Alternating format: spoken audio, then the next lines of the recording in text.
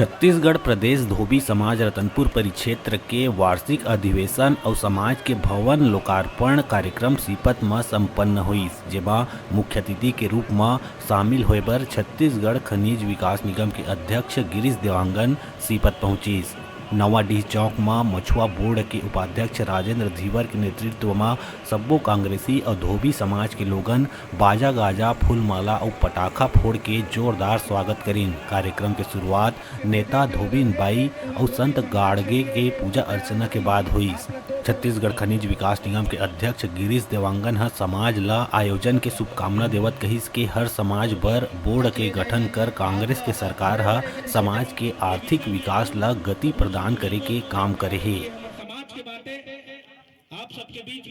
कर समाज के ये अधिवेशन हुई से और ये अधिवेशन में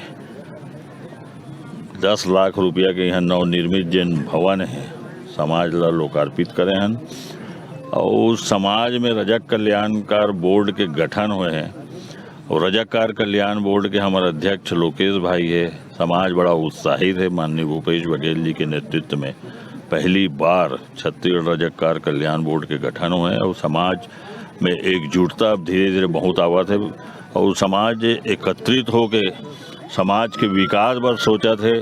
तेकर बर समाज के सब्बो हमारे पदाधिकारी मन ला सब्बो साथी मन ला ढेर सारा बधाई और शुभकामना। पहली तो हमारे छत्तीसगढ़ राज्य के यशस्वी मुख्यमंत्री माननीय भूपेश बघेल जी ला मैं धन्यवाद देना चाहता हूँ पूरा रतनपुर परिक्षेत्र के तरफ से, पूरा छत्तीसगढ़ प्रदेश धोबी समाज के तरफ से, जिन हमार बहुप्रतीक्षित मांग जिन बहुत दिन से चलत आत रही से कि हमारे छत्तीसगढ़ में भी हमार धोबी समाज के लिए एक बोर्ड रजक बोर्ड की स्थापना होना चाहिए।